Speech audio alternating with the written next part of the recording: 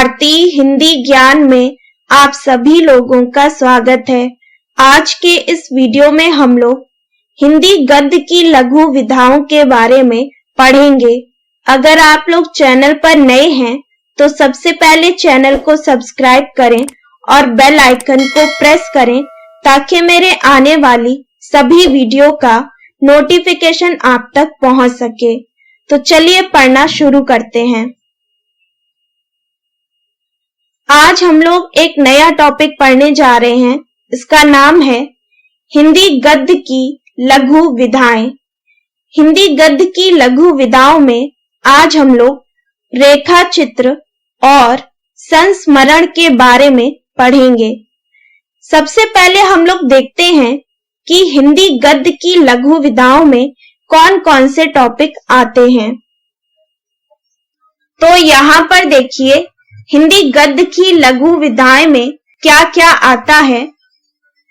संस्मरण, रेखा चित्र, जीवनी, आत्मकथा, यात्रा वृत्त, रिपोर्टाज, ये सभी हिंदी गद्य की लघु विधाओं में आता है। तो सबसे पहले हम लोग पढ़ते हैं रेखा चित्र और संस्मरण। रेखा चित्र, रेखा चित्र की सबसे पहले हम लोग परिभाषा पढ़ेंगे। जब शब्दों के माध्यम से किसी व्यक्ति के व्यक्तित्व को उभारा जाता है तब उस रचना को रेखा चित्र कहते हैं। यहाँ पर मैंने रेखा चित्र की दो परिभाषाएं लिखी हुई हैं। एक ये है और दूसरी परिभाषा ये है। लेखक ही जब मात्र अपने कौशल से शब्दों का प्रयोग किसी व्यक्ति, वस्तु, घटना का सजीव चित्रण प्रस्तुत करते हैं उसे रेखा चित्र कहा जाता है। यहाँ पर इन दो परिभाषाओं में से जो आपको याद हो जाए, जो आपको सरल लगे, वो आप लोग पढ़ लीजिएगा। रेखा चित्र से संबंधित कुछ परिभाषाएं दी हैं, उसको भी हम लोग पढ़ लेते हैं। मक्खन लाल शर्मा ने इस संबंध में कहा है कि जिस प्रकार चित्र का उद्देश्य किसी भाव विशेष दृष्टा के हृदय में जागृत कर देना है, ठीक उसी प्रकार रेखा चित्र भी इतिहास, घटना, मनोविज्ञान, वातावरण आदि की सहायता से भावों की अनुभूति करा देता है और थोड़ी देर तक के लिए पाठक एक नवीन मानसिक अवस्था को प्राप्त रसमग्न हो जाता है। इसकी एक और परिभाषा है जो कि डॉक्टर पद्म सिंह शर्मा जी ने दी है। इन्होंने कहा है कि प्रायः प्रत्येक संस्मरण लेखक रेखा चित्र लेखक भी है और प्रत्येक रेखा चित्र लेखक संस्मरण लेखक भी है। अब हम लोग रेखा चित्र से संबंधित जितने भी इम्पोर्टेंट पॉइंट हैं वो हम लोग पढ़ते हैं। रेखा चित्र का उद्भव शताब्दी के तीसरे दशक से प्रारंभ माना जाता है। डॉक्टर हरवंश लाल शर्मा ने पद्म सिंह शर्मा को संस्मरण व रेखा चित्र दोनों का जनक माना है। ये लाइन बहुत इंपॉर्टेंट है। पद्म सिंह शर्मा को संस्मरण व रेखा चित्र दोनों का जनक माना जाता है। रेखा चित्र की प्रस्तुति में संस्मरण, कथा, सूत्र, रिपोर्टाज आदि का सहयोग भी आवश्यक होता है। रेखा चित्र के विषय के प्रति लेखक का दृष्टिकोण प्रायः आत्मीयतापूर्ण होता है। सफल रेखा चित्र अंकित करने के लिए लेखक में शब्दों के प्रयोग करने की क्षमता एवं कल्पना का होना अति आवश्यक है। हिंदी रेखा चित्र साहित्य में महादेवी वर्मा का नाम सर्वप्रथम उल्लेखनीय है। सन 1947 ईस्वी में स्मृति की रेखाएं प्रकाशित हुआ। इसमें संस्मरण व रेखा चित्र दोनों हैं। सन 1941 ईस्वी में अतीत के चलचित्र प्रकाशित हुआ। रेखा चित्र में पंडित श्रीराम शर्मा का नाम भी महत्वपूर्ण है।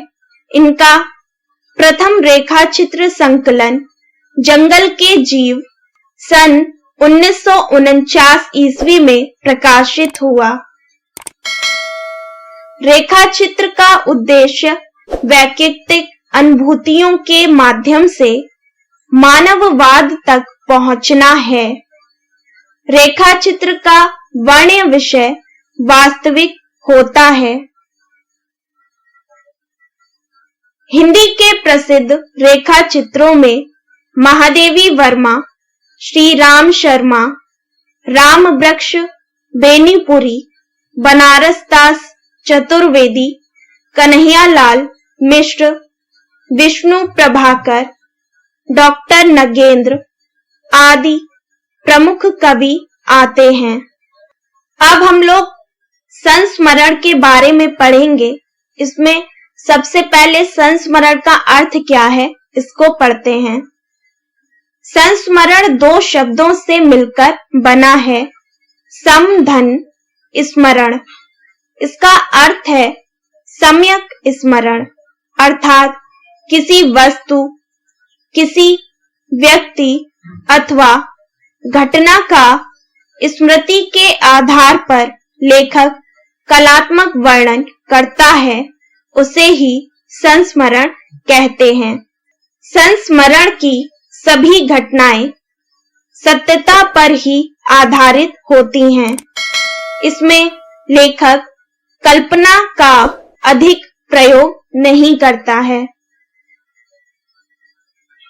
संस्मरण में लेखक किसी ऐसी घटना, स्थल या व्यक्ति से संबंधित निजी अनुभूति की स्मृति को साकारता प्रदान करता है, जो अंदर ही अंदर उसके मन में कुरेदती रहती है और अभिव्यक्ति के लिए उसके मन प्राण को उद्वेलित करती रहती है। वह स्मृति लेखक के मन में बनी रहकर भाव संवेदना और राग के पुट से आकर ग्रहण करती रहती है। संस्मरण को अंग्रेजी में मेमोयर्स कहते हैं। संस्मरण का संबंध लेखक की स्मृति से होता है। स्मृति में वही अंकित होता है जिसने लेखक की भावनाओं को उद्वेलित किया हो। संस्मरण, रेखा चित्र दोनों ही आधुनिक गद्य विधाएं हैं। संस्मरण में लेखक उसी का वर्णन करता है जो उसने स्वयं देखा या अनुभव किया हो। इसका विवरण सर्वथा प्रामाणिक होता है।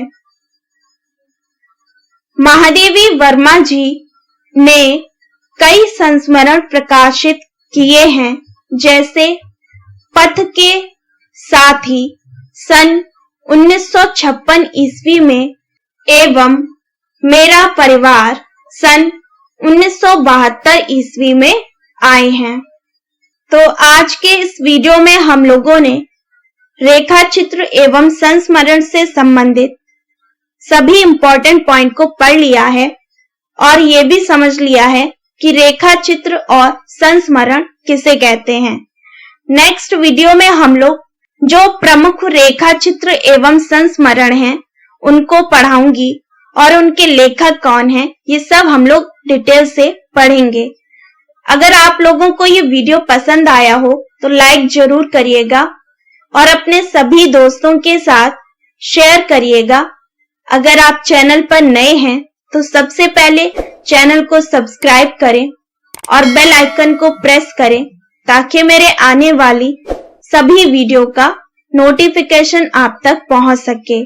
तो मिलते हैं नेक्स्ट वीडियो में, तब तक पढ़ते रहिए।